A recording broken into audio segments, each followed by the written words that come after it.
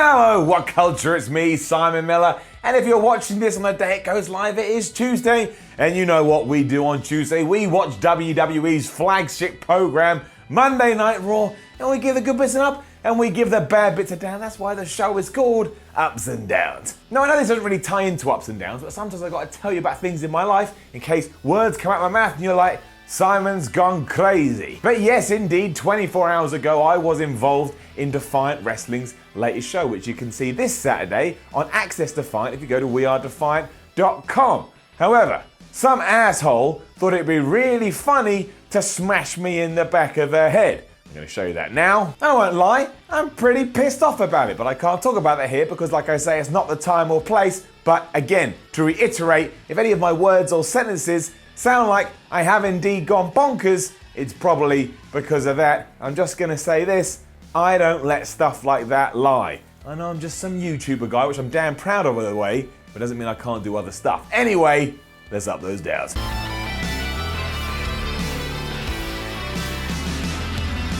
Nice and simple start to Raw, and we actually showcase the guy we should be showcasing, so that's getting an up. I mean, as an aside, it was a shame this only happened because Roman Reigns wasn't on at all this week, but by the by. This did indeed mean that Braun Strowman came to the ring and started to tell us how he was going to win this year's Money in the Bank. He was going to destroy everybody else in the match, and then he said he was going to become Mr. Monster in the Bank. Now, I know what you were trying to do there, Braun, but that made it sound like a Mr. Mantail. And Mr. Mantail, like, oh, Mr. Braun Strowman or Mr. Monster, he went to the bank clerk and he said, bank clerk, I'd like some money. And Mr. Monster was really pleased because he had some cash. This is my head talking. He called out Brock before Finn Balor came out instead, and he was like, listen, pal, you ain't winning Money in the Bank because that is mine. And then he got in Braun Strowman's face and he slapped him. I liked him, it showed fire. And then Strowman did indeed take Finn Balor up and he just chucked him out the ring like he was a paper aeroplane.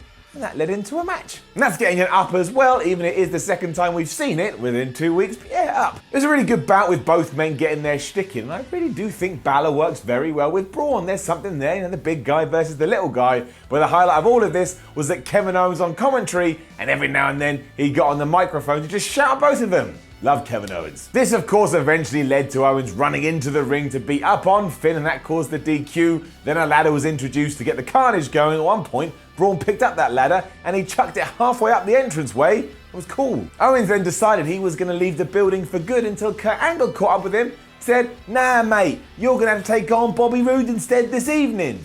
Kurt Angle don't talk like that. Great opener though, and I thought it really set the tone for the show, even though it was as good as it was bad, but we're going to get to that. So why don't we do this more often? Here's why. Well, no, that's a different video. We're not doing that. I'm just into a routine now that when I say why, I've got to say here's why. Sasha Banks then did a scripted promo that sounded like a scripted promo, telling us that later on in the gauntlet match, she was going to win and head on over to Money in the Bank.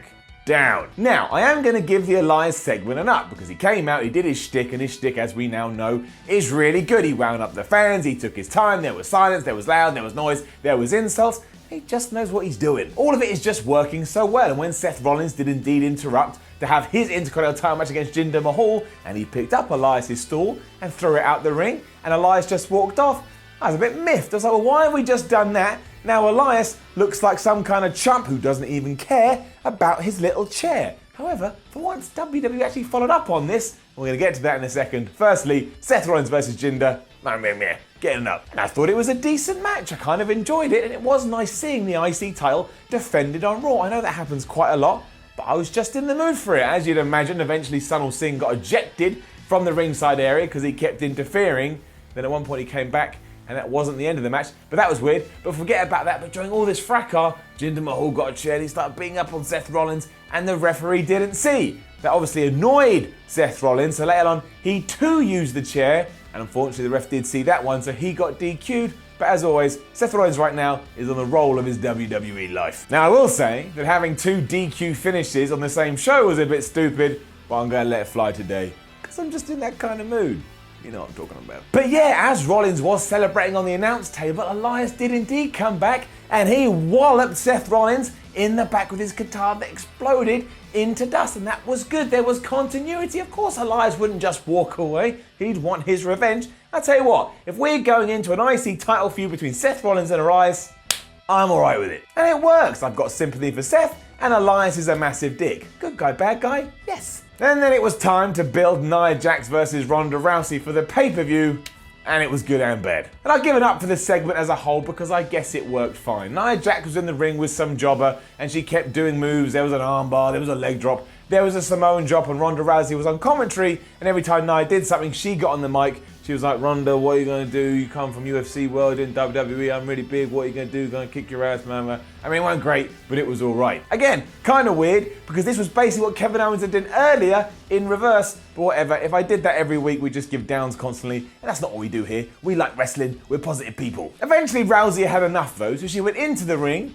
and the two stared at each other, and then Nia just walked off. That felt really flat, but that's not what the down is, because the down is coming. Why the f*** is Nia Jax a heel now? She just had a magical heel turn, and because we're dumb wrestling nerds that have no brains, we're not allowed to know. A few weeks ago, she was all like body shaming is bad, which it is by the way, but she was like body shaming is bad and bullying is bad, which again, it is, and I'm like, you know, I'm this beacon of hope and love and magic, and now she's just like, I'm a giant asshole, and none of you know why. You could have done something, WWE, so I could have invested in this more so than I am already with something called a story. That's what wrestling is all about. Instead, we've just gone, well, we're just doing whatever we want. That's not even words. People don't talk like that. They form sentences with their mouths and noises come out. Strange this, really strange. We literally just had a heel turn and nobody knows why. Nobody knows why. You may as well have introduced an alien. It would make as much sense. Dana Brooke then cut a promo about stats because her gimmick is that she is a statistician, and it was nowhere near as good as where Scott Steiner was talking about percentages. It gets it down. That wasn't said right. Percentages. That's quite hard to say. No, it ain't. I'm dying. And I hate to do this too, but the Deleter of Worlds versus the Ascension, getting it down. Sorry. The match was fine, and I do indeed love Bray and Matt together, but we've all got to admit right now the Raw Tag Team division feels duller than watching a goldfish just swim around in a bowl while you realise you've got nothing to do with your day. Doesn't feel all that exciting, there's no real plans, and it feels like a big mess, and that sucks because I like the champions, but every week that goes by, those titles feel like less and less. But hey, Hardy and Wyatt did win very quickly, so if you like quick things, you got something. Then, however, we got a backstage skit with Kurt Angle and the B-Team, and I don't even care. I don't even care. I love these two schmucks getting up. The general gist was that they wanted a title shot, but Kurt Angle didn't agree, and the whole time Curtis Axel kept making quips as if Angle wasn't even there. It was ludicrous.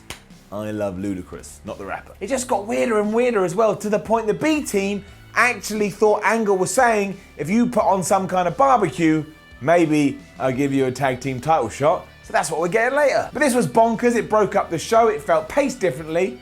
I liked it. And you can come yell at me. And I know I keep giving downs for all the women's promos on the show, but that's because they were all rubbish. For example, here, the Riot Squad were backstage and they were ripping up Bayley and Sasha Banks' clothes for some reason, and then let us know they're going to win the gauntlet match. It felt empty, down. Kevin Owens then beat Bobby Roode clean, and that is going to get an up because we love Kevin Owens, but it's also going to get a down because you just know next week now Bobby Roode will beat Rusev because we got to do 50-50 booking. Afterwards, Strowman came out and just power slammed everyone. That was okay. But it's a bit like, did we need to do this? Was this redundant? I don't know. Right, yeah, Sami Zayn is awesome. Sami Zayn is the man, and Sami Zayn cuts a damn good promo. But all this stuff with Bobby Lashley, let's face it, we've all checked out. We've checked out. We're at the supermarket, we're checking out down. I did actually quite like his delivery with his apology here. He said sorry for everything that happened last week, said he shouldn't have done what he did with Bobby Lashley's fake sisters, who are actually men. Raise an eyebrow, it's one of those segments you're going to have to tell your non-wrestling fans about, and they're going to hate you and probably never talk to you again.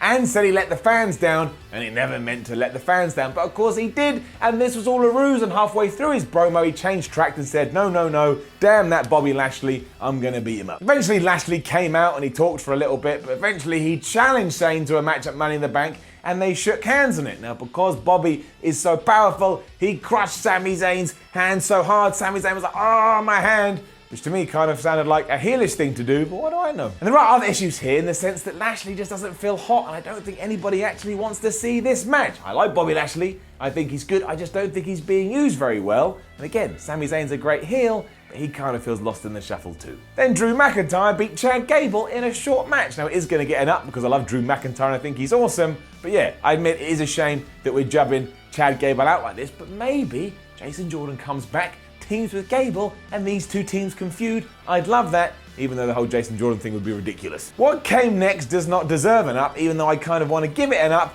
just because it was like car crash TV, but it is going to get it down. It was all this ridiculousness with the barbecue that I mentioned earlier. So we had the B team, we had Titus Worldwide, we had the Ascension, we had Heath Slater and Rhino, and we had Breezango. The Revival are hanging around there as well, and this is as bad as it sounds, hence why it got it down, but I'll be honest with you, a small part of me did get a kick out of it, but I got smashed in the head, so once again I don't know what I'm talking about. Obviously Axel and Dallas's plan was to try and win over all the other teams for them to agree that yes, the B team should indeed be the #1 contenders, but of course nobody did. Rhino kept eating food the entire time. Titus O'Neil was mad we didn't have mac and cheese, or he wasn't happy with the spread. I don't know what Titus is on about. And it naturally led to Bo Dallas being covered in beans, because that's really funny, although the B team did walk away with, like, you know, the big guy standing thing, because they chokeslammed Rhino through a table. And I have absolutely no idea what this was meant to be achieved, and it was kind of rubbish, but I don't know, I was in the mood for rubbish, and that's what I got. Also, we're getting a tag team battle royale next week, and that will tell us who the new #1 contenders are. It better be the damn B team. And it was main event time, and I was quite surprised, because I actually thought Raw ticked along quite fast this week. I think I'm alone there. It was the gauntlet match for the women to decide who would get into Money in the Bank, and it wasn't great. It was probably average, but I'm gonna give it an up. Because I don't know, I was just in the mood. I think I just like gauntlet matches, and it did start with Bayley, who got rid of Morgan and Logan. Then Ruby Riott came in and she got rid of Bayley, and she got rid of Dana Brooke too. That took about 50 seconds. Riott continued her dominance by eliminating Mickie James, and that annoyed the crowd because this was James's hometown. But eventually Sasha Banks rolled to the ring, and she made Ruby Riott tapped out, and also she got a bit of a push here because the Riott Squad got involved, but Sasha Banks managed to overcome all of that and still win. She's headed on to Money in the Bank, which is over here. So I do think it's fair to say that in many ways this was a bit of a nothing show, because I think that, you know, Raw and WWE knew they had major competition from the NBA playoffs. I can't explain it though. I actually thought it was quite a breezy show. Yeah, some bits were rubbish, but we talked about them. Overall, when it was done, I was like, I quite enjoyed the episode of Raw, probably because I'm really tired and in a lot of pain, but hey, whatever works. Whatever works. Now don't forget to leave a comment below and let us know what you think about all of this. Like, share and subscribe. Head over to WhatCulture.com and read yourself some articles.